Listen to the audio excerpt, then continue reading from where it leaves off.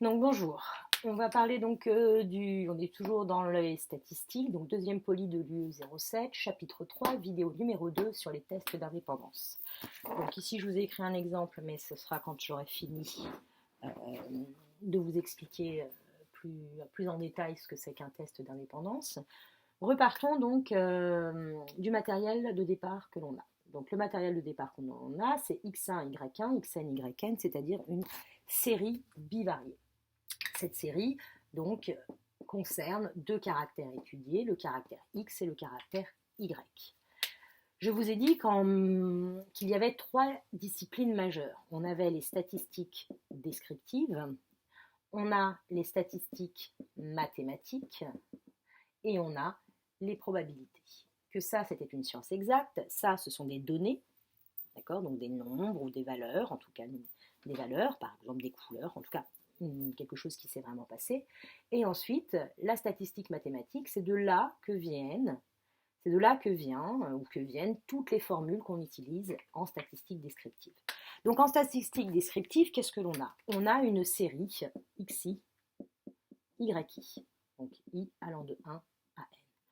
On considère que derrière cette série statistique se cache un phénomène aléatoire, c'est-à-dire que XI, YI, c'est la réalisation d'un échantillon aléatoire, donc XI, YI, où ici, ce sont des variables aléatoires.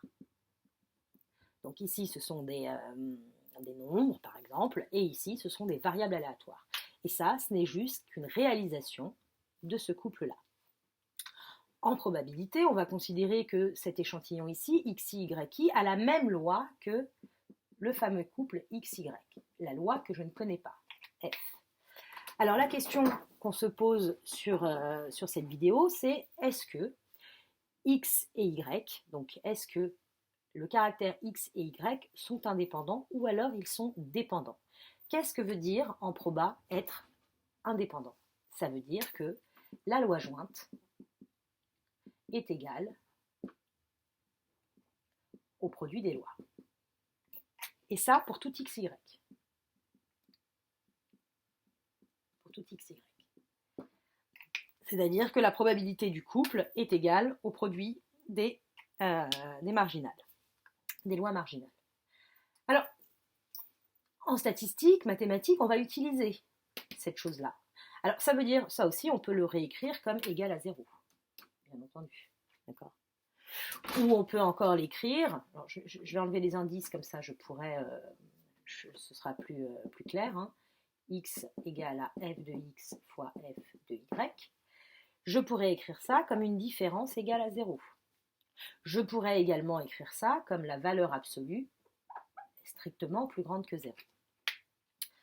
Alors, comment répondre à la question est-ce que x et y, est-ce que le caractère x et y sont indépendants? Pour ça, en statistique mathématique, qu'est-ce qu'on fait? On pose un test. Un test, c'est dire sous H0, x est indépendant de y, et sous H1, x n'est pas indépendant de y. Donc ce signe-là, ça veut dire indépendance. Donc ça, c'est l'hypothèse nulle contre l'hypothèse alternative, l'hypothèse H1. Donc donner un test, c'est donner une zone de rejet. Une zone de rejet, c'est de dire que si j'appelle ça mon échantillon, c'est-à-dire que je veux savoir si mon échantillon appartient à ma zone de rejet, je dirais que je rejette H0. Et si mon échantillon n'appartient pas à ma zone de rejet, je ne rejetterai pas H0. Alors, si je reprends la définition qui est ici, qu'est-ce qu'une zone de rejet dans un monde idéal? Dans un monde idéal, une zone de rejet, ce serait tout simplement celle-ci. C'est mon échantillon tel que je suis là. Appelons cette chose-là θ. D'accord? C'est-à-dire que ça, c'est θ. Donc, en gros, si j'arrive, si je prends un axe, comme ceci, θ, ma zone de rejet, donc ici ce serait 0, ma zone de rejet, ce serait tout le monde, sauf 0.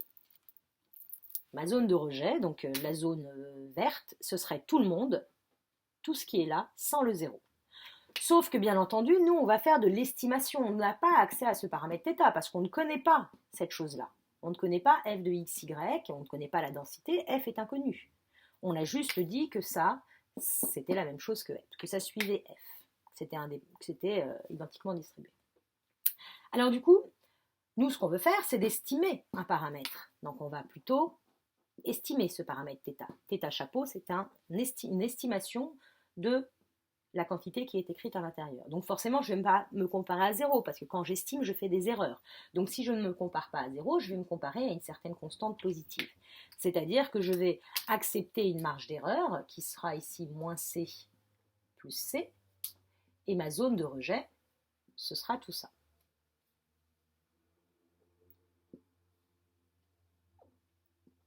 Ma zone de rejet, ce sera ça. Donc ça, c'est ma zone de rejet. Alors maintenant, la question, c'est comment fixer cette constante C? Comment fixer cette constante C? Première question. Et deuxième question, c'est qu'est-ce que θ chapeau?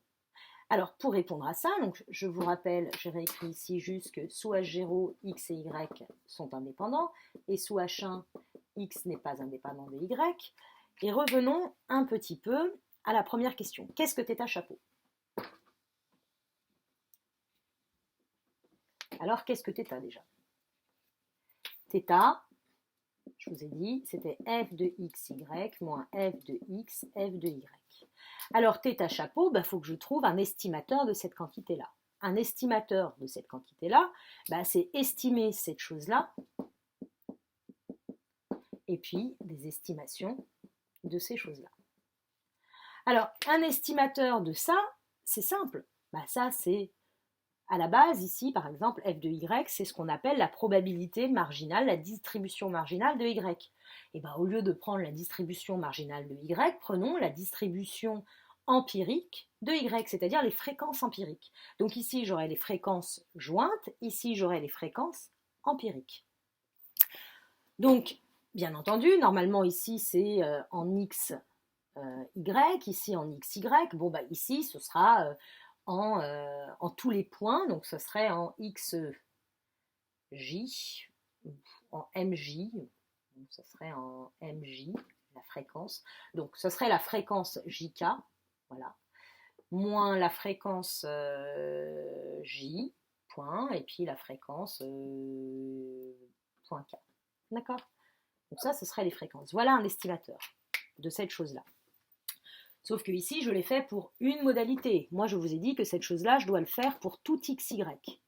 Donc, si je le faisais pour tout xy, j'aurais pu prendre, si cette différence doit être égale à 0 pour tout xy, si cette différence doit être égale à 0 pour tout xy, je vais sommer sur x, et puis je vais sommer aussi sur y. D'accord? Donc, ici, je vais sommer, donc sur tout le support, je vais sommer sur j, et puis je vais sommer sur K. Sauf que comme je vous l'ai dit,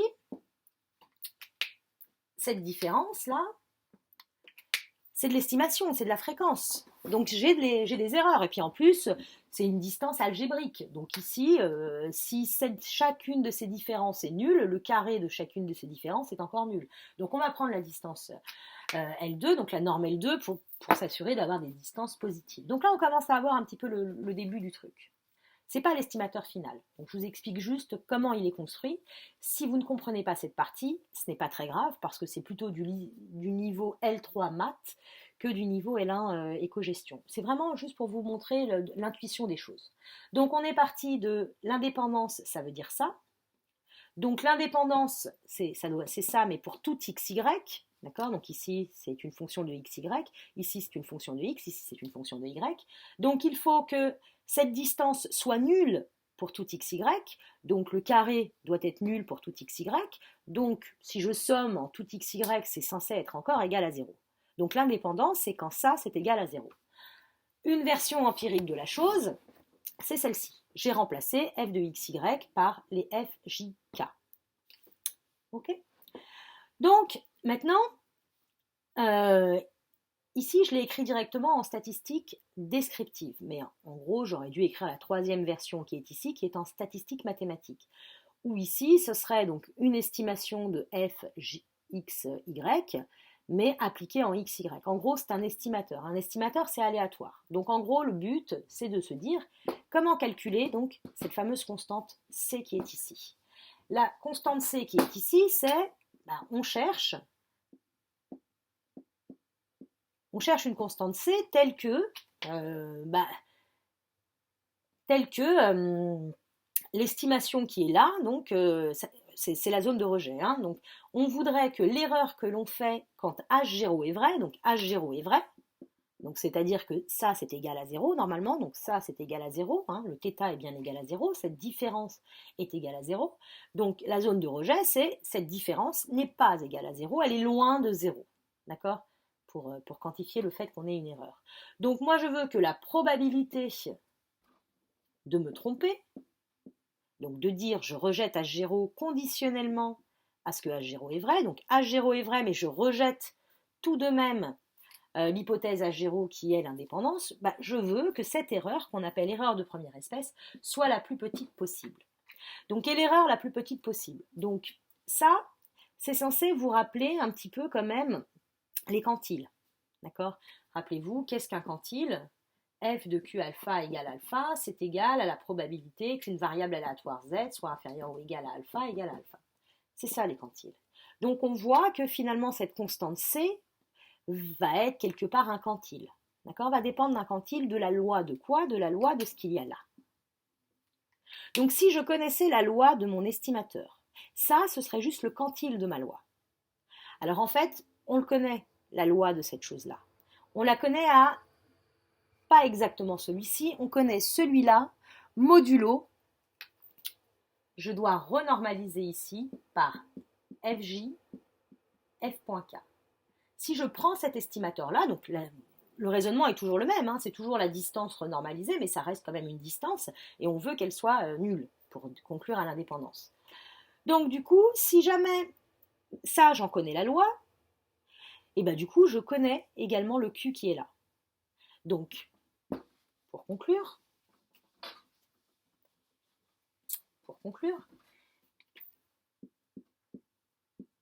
ma statistique de test, celle qui va me permettre de savoir si H0 est vrai ou pas, donc c'est ma zone de rejet.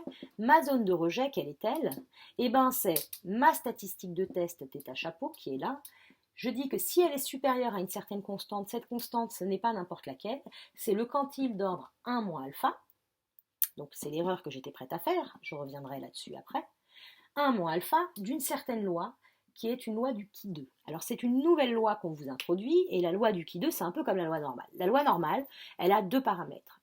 Un paramètre m, c'est la moyenne, et un paramètre sigma, qui est l'écart-type. La loi du qui 2 a elle aussi deux paramètres. Elle a un paramètre qu'on appelle le premier degré de liberté. Elle a un paramètre, excusez-moi, c'est le degré de liberté. Et ce degré de liberté, je vais l'appeler D. Donc ça, c'est ma zone de rejet. Et alpha, qui est ici, c'est l'erreur que vous êtes prête à faire. Donc, et moi, j'ai appelé dans le poly cet estimateur, je l'ai appelé, donc la valeur absolue de cet estimateur, je lui ai donné un nom, et je l'ai appelé D du qui 2. Parce qu'en gros, c'est la statistique de test du qui 2. Donc, ça, c'est exactement ce que j'ai écrit là. D'accord? Donc, en gros, qu'est-ce qu'elle veut dire, cette chose-là? Cette chose-là, regardons un peu la forme qu'elle a, pour bien reprendre. Comme ça, si vous n'aviez pas suivi jusque-là, peut-être que je vous rechoperai à ce niveau-là. Donc ici, qu'est-ce qu'on cherche? Une zone de rejet, c'est de définir une zone, ou en tout cas une condition, pour conclure ou non à l'indépendance. Alors, et on dit que si jamais, pour notre échantillon donné, cette valeur-là, donc cette statistique de test qui est là, je vais revenir dessus, est plus grande qu'une certaine valeur. Dans ces cas-là, je rejetterai H0. Sous H0, c'est l'indépendance. Donc si la statistique de test que je vais calculer est plus grande qu'une valeur que je vais calculer, je conclurai que je rejette H0, donc je conclurai à la non-indépendance. Cette statistique de test, sur laquelle je vais revenir, je vais conclure à la non-indépendance pour un certain quantile d'une certaine loi. Ce quantile, donc, je vais le prendre d'ordre 1 moins alpha. Alpha, c'est l'erreur que je serai prête à faire. Donc, ce sera le seuil avec lequel je serai d'accord. Au seuil, en général, alpha est à peu près 5%. Donc ici, je chercherai le quantile 95%. Le quantile de quelle loi? De la loi du qui 2. Alors, une loi du qui 2, ça a à peu près cette forme-là. Alors, vous connaissez la gaussienne. La gaussienne, elle est comme ça. La loi du qui 2, c'est toujours positif. Ben, on voit bien ici, elle a une forme un peu comme ça. D'accord? Elle est en cloche également, mais elle est que du côté des positifs. Alors, est-ce que elle a un sens, cette statistique qui est là? Ben, cette statistique qui est là, sa définition est ici. Ici, c'est je redivise juste par un nombre positif, donc ce n'est pas très très important. Mais regardons ici, qu'est-ce qu'elle regarde? Elle regarde la distance entre la distribution jointe avec le produit des marginales. Et ça, c'est exactement la définition qu'on utilise pour l'indépendance. En proba, l'indépendance, c'est quand la loi du couple est égale à la loi, au produit des lois marginales, c'est-à-dire quand la loi du couple moins le produit des lois marginales est nulle. Donc en gros, plus cette quantité-là est petite, plus la somme de toutes ces quantités-là sont petites, et plus je vais conclure à l'indépendance. Et inversement, plus ces distances-là seront grandes, plus la somme de ces distances seront grandes, et plus je m'éloignerai de l'indépendance. Et plus je conclurai, et ainsi je conclurai que je ne suis pas indépendante. Mais ça veut dire quoi? Que cette distance est grande. Et bien, est grande, ça sera comparé à ce quantile. Et ce quantile, je l'ai obtenu grâce à la théorie des statistiques mathématiques qui a posé un test qui a montré que cette statistique de test, en théorie, suivait c'est une variable aléatoire et suit en théorie une certaine loi de probabilité. Et cette loi de probabilité, c'est une loi du qui 2. Alors revenons à cette loi du qui 2. Donc ma zone de rejet, c'est quand ma statistique de test que je vais calculer, donc facile à calculer, on la verra après, et la loi du qui 2, ici, à d degrés de liberté, d, le nombre de degrés de liberté, ce sera égal à j-1 fois k-1, où j, c'est le nombre de modalités de la variable x, k, c'est le nombre de modalités de la variable y. Et quand je fais le produit de ces deux choses-là, j'aurai le degré de liberté de ma statistique de test. Alors, je vais essayer de retrouver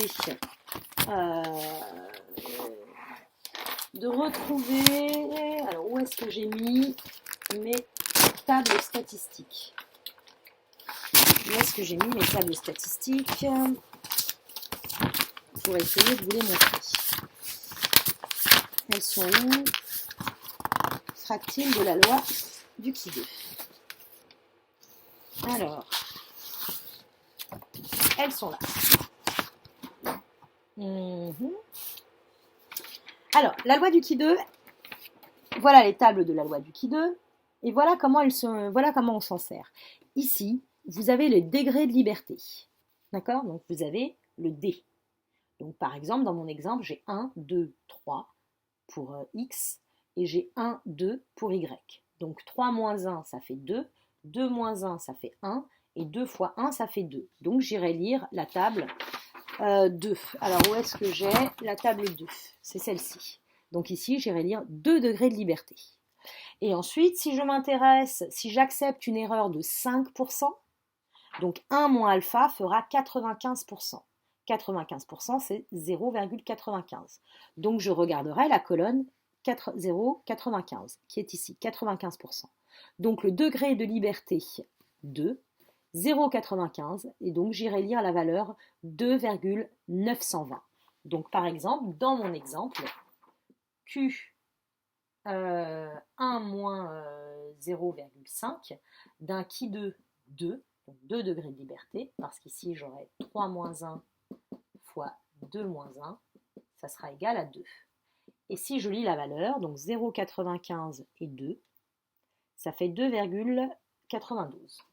2,92. Donc ça, c'est pour mon exemple. Maintenant, comment calculer cette statistique de test? Alors, cette statistique de test, donc il y a deux formules. La première formule, je vous ai déjà donnée. Je vous ai dit, la voici la formule. D. Alors, je reprends bien les formules pour être en accord avec ce que je vous ai donné dans le polycopier court.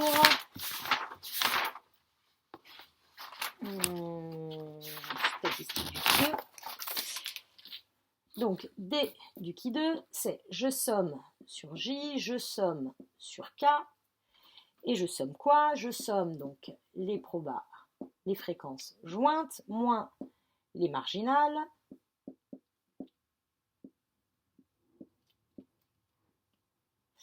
divisé par les marginales. Divisé par les marginales. Et donc, si je calcule cette chose-là, je la comparerai à 2,92. Si la valeur que j'obtiens est plus grande que 2,92, je conclurai donc que je rejette à 0, parce que ce sera ma zone de rejet. Donc, je conclurai à la non-indépendance au seuil 5%. Si maintenant, lorsque je ferai le calcul de cette quantité-là, je serai plus petit que 2,92, je conclurai que je ne rejette pas à 0, donc H0 est vrai, donc il y a indépendance avec 5% d'erreur, donc au seuil 5%. Donc ça, c'est une première formule. Bien entendu, cette formule, je peux la réécrire non pas en fonction des FJK, mais je peux l'écrire en fonction des NJK, c'est-à-dire des effectifs. Parce que FJK, c'est quoi? FJK, c'est très simple, hein, c'est le nombre d'effectifs NJK sur N. D'accord? Donc, il suffit juste de faire ça. Et là, vous avez donc la deuxième formule. Et la deuxième formule, c'est celle que je vais utiliser parce que je l'ai écrit ici avec les fréquences. La deuxième formule, c'est d'écrire N.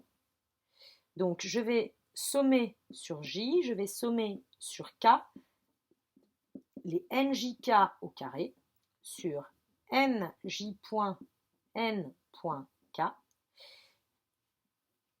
Ça,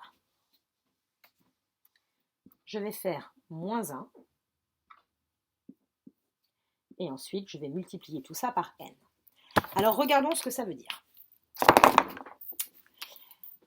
Les NJK carrés. Les NJK, ce sont tout ce qui est en bleu. Les NJ points et les N.K, ce sont ce qui est en vert. Ce sont les effectifs, donc par modalité. N, c'est le nombre d'effectifs total. Donc ici, c'est 100. Donc ici, je vais remplacer déjà par 100. Ensuite, ici, je vais avoir combien de sommes différentes, combien de termes dans cette somme? J'en ai autant que de cases bleues. 1, 2, 3, 4, 5, 6. Donc du coup, ici, ça va être égal à 100. J'ouvre. Et je commence. Donc c'est 20 au carré. Et ensuite, je divise par les deux extrémités, c'est-à-dire 40 fois 40. 40 fois 40. Plus, je continue ici, 10 au carré. Et je divise par les deux extrêmes, 50 fois 40. 50 fois 40. Plus, je continue, 10 divisé par 10 fois 40. Alors 10 au carré, 10 fois 40. Puis je continue, je vais à la ligne, plus 20 au carré divisé par 40 fois 60. Plus 40 au carré divisé par 50 fois 60. Plus 0 divisé, ça fait 0, donc je ne vais pas l'écrire celui-ci. Et je n'oublie pas le moins 1. Alors, on va essayer de faire des simplifications. Donc ici, je vais avoir, c'est 2 fois 10, hein, donc je peux enlever le 0. Et comme ça, j'enlève ce 0-là. Ça va me permettre de faire les calculs de tête. Hop. 10 au carré, je peux enlever. Ici, pareil. Et ici, pareil. On a encore d'autres simplifications. Ici, j'ai 4. Donc ici, ça va me faire un quart dans mon exemple. Donc ici, ça va faire un quart. Ici, ça fait un vingtième. Ici, ça va faire un quart. Ici, ça va faire un sixième. Et ici, donc ça fait 4, donc ça fait 4 fois 2 sur 5 fois 3. Donc ça fait plus 5 fois 3, 15. Et là-haut, 8. Donc ça, c'est juste du calcul. Hein. Ok, et comme je n'ai pas envie de faire plus amplement à la main, donc je vais faire un quart, donc ça fait un demi. Donc celui-là et celui-ci, ça fait un demi. Donc ici, ça fait 0,5 plus 1 vingtième, 1 divisé par 20, ça fait 0,05. Donc j'ai utilisé celui-là, celui-là. 1 divisé par 6, ça va faire plus 0, je vais peut-être arrondir à un moment. 8 divisé par 15, ok, donc plus 0,533 moins 1. Donc ça nous fait 0,5 plus 0,05 plus 0,1667 plus 0,5333 moins 1 et fois 100. Ça fait 24. Donc tout ça fait à peu près 24,997, qui est beaucoup plus grand que 2,92.